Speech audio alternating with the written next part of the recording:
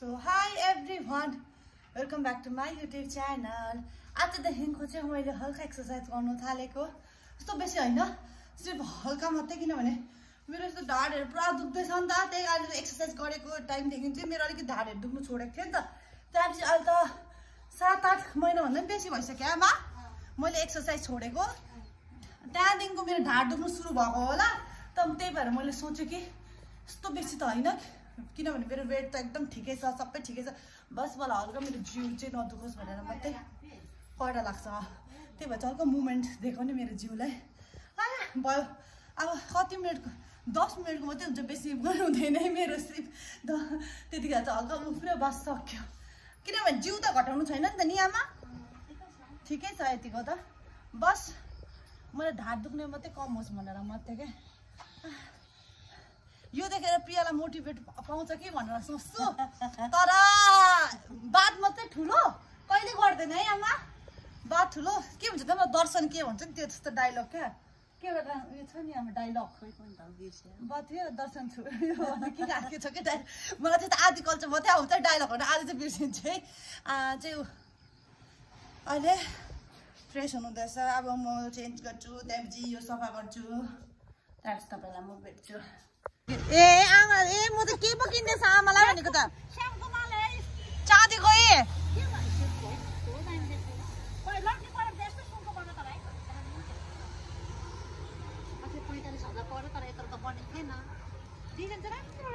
मन पर्यो मलाई राम्रो देखेँ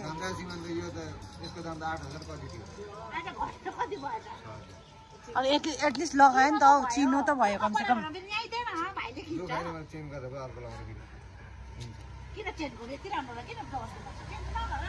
राम्रो छ यसलाई के को दुःख आएर सुन्नु न यहाँ कुरा बल्ल केही त राम्रो त काम गरे कमसे कम है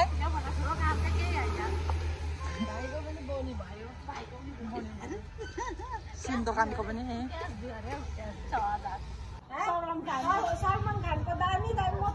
भगवान गाकी खोज्ने मान्छे चाहिँ यही छ है टाढो जानु पर्दैन ऊ गयो तपाईँ सबैले सेट मिलाउँदै बस्ने बाफ्रे राम्रो देखेको है राम्रो तपाईँ त बाहिर बस्नु यहाँ बस्नु यहाँ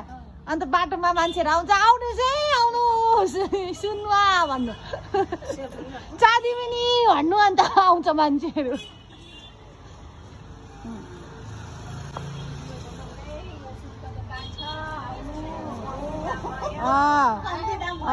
किन नकिनेको कम्ती दाम भएको जस्तो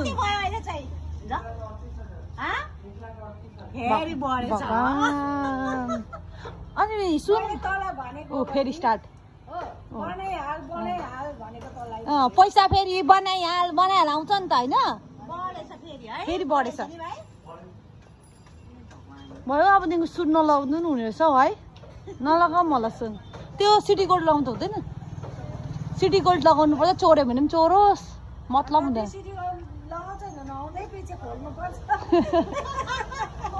कलर जान्छ भनेर त्यस्तो हुन्छ ए त्यो त खतरनाक टेन्सन रहेछ त अन्त फेरि आयो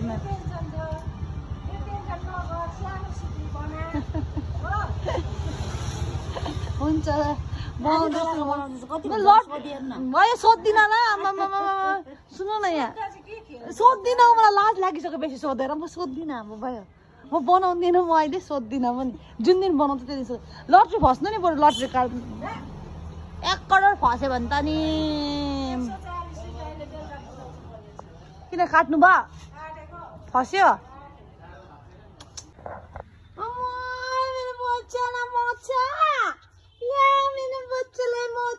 कति क्युट देखेको अब बढ्ने भिडियो बनाउँदैछ ऊ क्युट देखेको यस्तो गऱ्यो भने चाहिँ उयो हुँदैन नि त नि बढी कोत्रिँदैन नि त तर विन्टर टाइममा चाहिँ राम्रो हुन्छ तातो हुन्छ उसलाई अहिले गरम टाइममा त गर्मी नै हुन्छ कि खोल्नुपर्छ कि विन्टर टाइमको लागि चाहिँ ठिकै छ भएकै त मोचा चाहिँ हाम्रो बच्चाले फेरि आमालाई कोठारेर चाहिँ ल त्यहाँपछि चाहिँ यस्तो ल आऊ मेरो बच्चा आऊ आऊ मुनि जाउँ ल आऊ आऊ आऊ नानु आऊ उता जाऊ नानी उता जाऊ नाना जाऊ तर गरम हुन्छ होला गर्मीमा के हो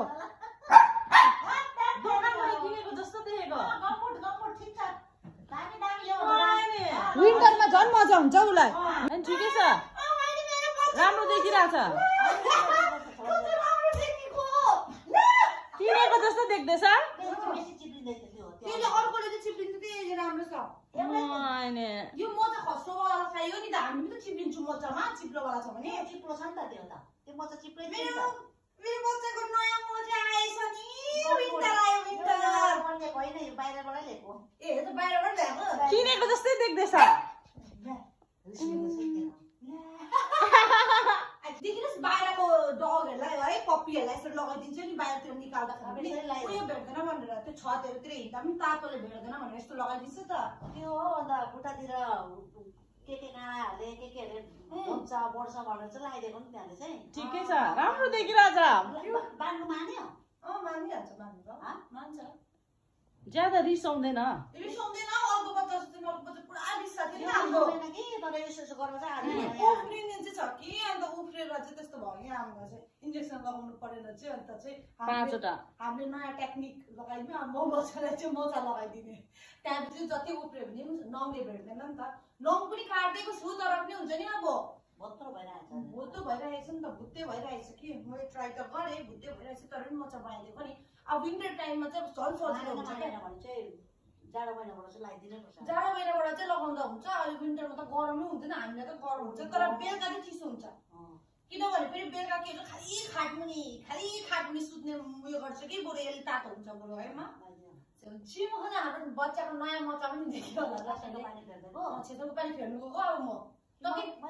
म फेरि त्यो चाहिँ तपाईँ लगाउनु न बादमा यो लाइटहरू चाहिँ सबै सुक्यो 2 दिन जस्तो घाममा राखेर चाहिँ सुक्यो अन्त चाहिँ अब चाहिँ हामीले यो यहाँ राखिदिएको अनि यहाँ राखेर चाहिँ हामी बक्स खाटभित्र हालिदिने अब यसलाई ल आरामले अट्यो त ठुलै छ नि त झोला है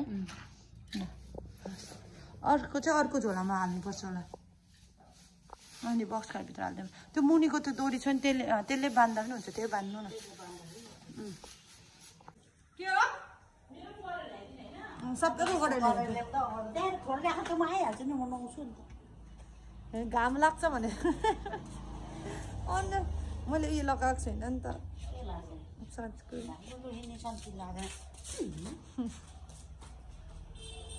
यसरी घाम हो जाडो महिना कि गरम महिना हो रिस पुर्छ म त पानी पर्नु नि बरु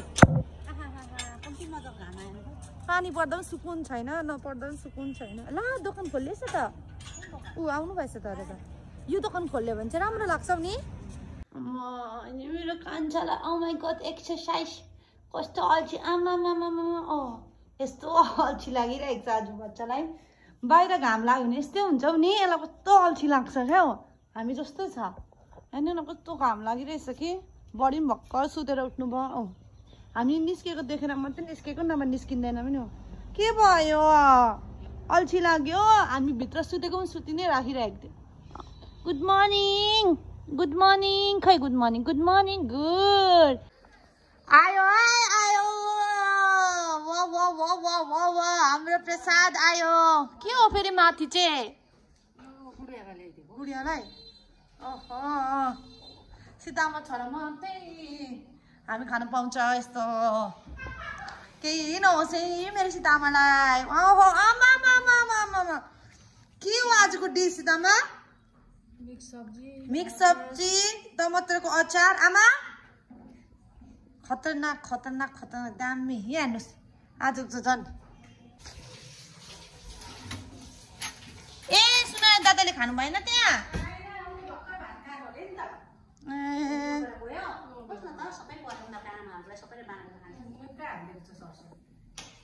कहाँ भन्नुभयो यहीँ भन्नुभयो हाम्रो घरमा लगाएर खान्छ प्रियङ्का पियाहरूले पनि खान्छ त्यो हालेको आफै हालेर ए त्यही भएर त म यस्तो हेर्छु निकै छ गुडियालाई हात्ती आएछ है हात्ती आएछ है बडी हेर्नु मेरो बच्चाले कुदेको तर कहाँ आएको छ पर चाहिँ आएछ यहाँ चाहिँ आएको छैन अहिले यतातिर त हतपत आउँदैन हौ नि बेसी जङ्गल साइडै आउँछ नि त उता पछाडिपट्टि ओ आयो भनेर हामी चाहिँ निस्केको कि छैन रहेछ